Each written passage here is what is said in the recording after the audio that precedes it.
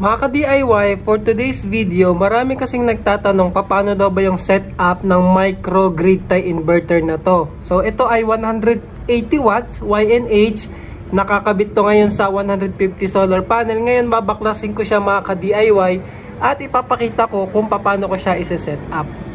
So mga ka-DIY, ito nga pala ay YNH 180 watt na microgrid tie inverter. 180 watt yung maximum niya. So recommended ko siguro to 150 watts below para at least hindi naman siya sagad na sagad mga ka-DIY.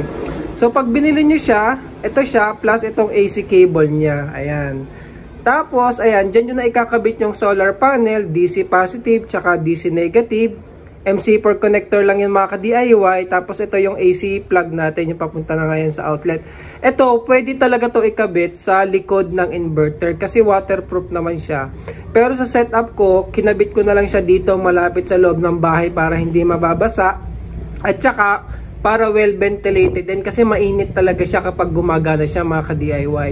So, ayun yung aking 150 watt na solar panel. Yung bago nating solar homes na solar panel, papasok yan dito sa kable na to. Sa PB cable yan mga ka-DIY. And then meron ako ditong DC breaker.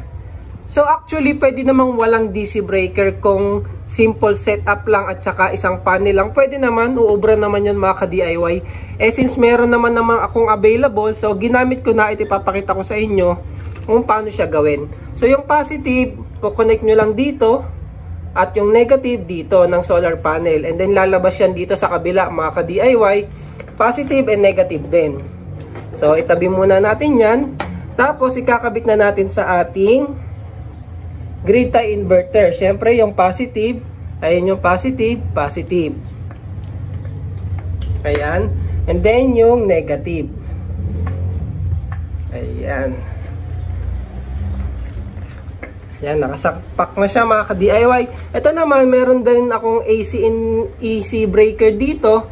Dito, ikakabit natin yung, yung galing sa ating grid tie inverter, papasok sa kanya. At dito naman sa kabila, yung plug na to. Kasi isasaksak ko na to sa outlet mga ka-DIY. So, ikabit ko lang ha, medyo mahirap kasi single hand eh. So, ito na siya mga ka-DIY, yung ating AC breaker. So, yung output na AC galing sa ating grid tie inverter, pupunta na yan sa ating breaker input na AC. And then, itong output niya, papunta na yan sa outlet. Ito, nilagyan ko lang ng wattmeter. So, pwedeng wattmeter o kaya yung plug-in na isa pang wattmeter o kaya yung ganyan na wattmeter. Depende na lang sa wattmeter na gagamitin nyo o kaya kahit wala nga eh. Pero mas maganda may wattmeter para nakikita nyo ilang watts yung output ng ating grid tie inverter. Tapos yan, papunta na yan sa outlet sa loob ng bahay mga ka-DIY. So, ganyan lang siya kadali i-set up. Kahit wala to actually. So, ang kailangan mo lang talaga, grid tie inverter at saka yung solar panel mga ka-DIY. And then for safety, naglagay tayo ng AC breaker tsaka DC breaker. So, ngayon, buhayin natin yung ating DC. Ayan, buhay na siya. Ayan, nakita nyo naka-red kasi patay pa yung ating AC. So, buhayin din natin ang ating AC. Magi-green na yan mga ka-DIY. So, working na siya. Tingnan natin yung wattage niya. So, ayan. Meron na tayong 56, 64 watts galing sa ating solar panel. So, yan. Nagpi-feed na tayo ng power mula sa solar panel papunta sa ating grid or sa ating bahay mga ka-DIY. So, kung meron kang 60 watts na solar, kung meron kang 60 watts na electric fan, continuous gumagana, libre mo na siya nagagamit mga ka-DIY. Dahil sa ating grid tie setup. Ay, nagalaw ko, sorry. Nagalaw, sorry. Medyo lumuluwag kasi dyan eh. So, 65 watts, libre mo na magagamit yung electric fan mga ka-DIY. Ganyan lang kadali yung setup ng microgrid tie inverter. So, napakadali lang, di ba? Kayang-kaya nyong gayahin. Ngayon, punta naman tayo sa computation. Magkano ba talaga yung matitipid ko gamit ito? Kasi marami yung tatanong dun eh. Sulit daw ba gumamit ng grid tie inverter? Worth it ba? Ayun, di ba? Sagutin natin dun sa table, mga ka-DIY. So, ganyan lang kadali yung setup ha. Solar panel, grid tie inverter, papunta na sa outlet. O, di ba? Ayan, ngayon nag-output siya ng 65 watts. Hapon na rin kasi. Kaya, tsaka yung position kasi ng solar panel ko, hindi optimal yung angle talaga doon eh. Kaya hindi ko makuha yung peak na 150. Usually, ang nakukuha ko doon 105, ganyan. Yun na yung pinakamataas doon sa pinaglalagyan ko sa bubong. Wala eh, apartment lang to mga ka-DIY. Wala na ako ibang magagawa sa location ng aking solar panel. So, ayan, ganyan lang siya i-set up. Drone, doon naman tayo sa table. Pag-usapan natin magkano yung matitipid mga ka-DIY. Ang presyo nga pala nito ay 1.8, yung 180 watt na version. Tapos yung solar panel natin, nabili ko naman ng 1.5. So, computein natin mga ka-DIY. Ito nga pala, ipakita ko kapag naka-on yung grid tie inverter, ang current consumption namin ay 180 watts. Try nating i-off yung ating grid tie inverter. So, ayan, patay na siya mga ka-DIY.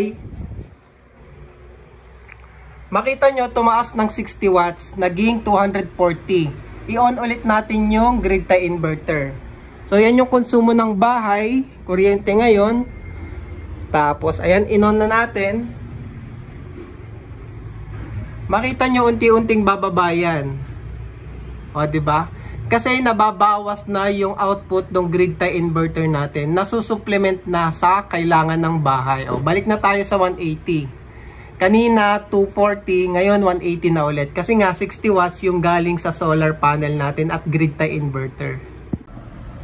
Mga ka-DIY, reminder nga pala dun sa grid tie setup na pinapakita ko dito sa video na to. Ito ay walang limiter. So, dapat lagi kang merong constant load. Halimbawa nga, yung 60 watts na electric fan, dapat laging buhay yan. O kaya dalawang electric fan kasi nga, continuous nag-output yung ating grid tie inverter kahit wala kang load or meron man. Kaya dapat, yung ganitong setup, lagi kang merong load or meron kang laging appliances na nakasetup mga ka-DIY, nakasaksak. Kagaya nga sa amin, yung normal na consumption namin nasa 200 plus kasi meron kaming mga electric fan dito at saka yung ref mga ka-DIY. So kung mag-supply man ako ng grid tie na 150 watts, walang problema, walang sosobra.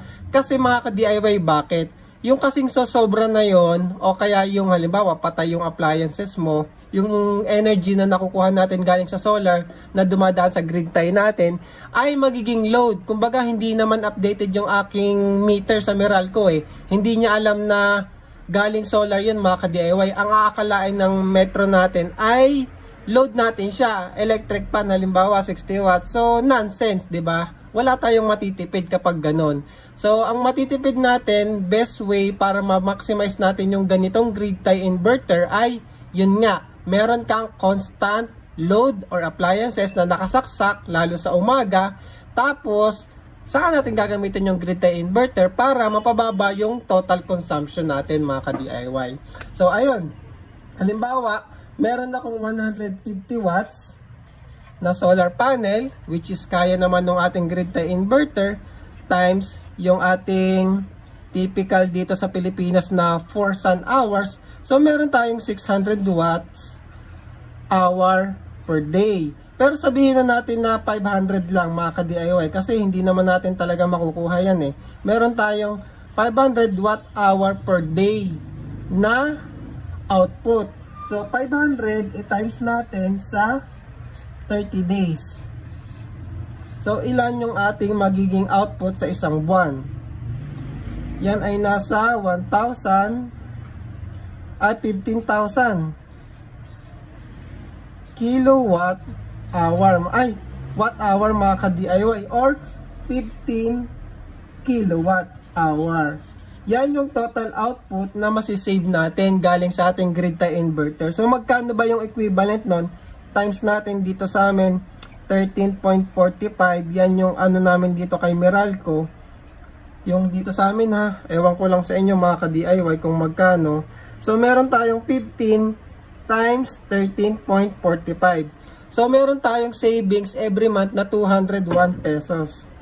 201.75 pesos. O, di ba? Nakatipid ka ng 201 pesos mga ka-DIY sa isang buwan. Kasi ang liit lang naman ng setup na yon. Baka akalain nyo malaki yung magiging savings nyo. Hindi ha. Depende yan sa laki ng solar setup. So halimbawa naman, magkano yung total puhunan natin?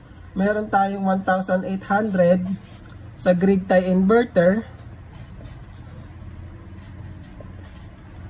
at saka yung aking 1,500 sa solar panel. So hindi ko na sinama yung breaker at saka yung wattmeter kasi pwede namang wala sila mga ka-DIY, optional nyo lang yon. So 0, 0, 13, 3. So meron tayong 3,300 na total cost nung setup ha. Ngayon, paano yung ROI natin dyan sa gastos natin? So 3,300 divide natin nung output natin or kung magkano yung savings natin, na sabihin natin 200 na lang eksakto. So ilan yung ROI natin, ilang buwan mga ka-DIY kasi monthly to eh. So meron tayong 3,300 divided by 200. So 16.5. Ilan yon? Equivalent yan sa 1 year and 5 months. O, di ba? So 1 year and 5 months mga ka-DIY, mababawi mo na yung puhunan mo na 3,300.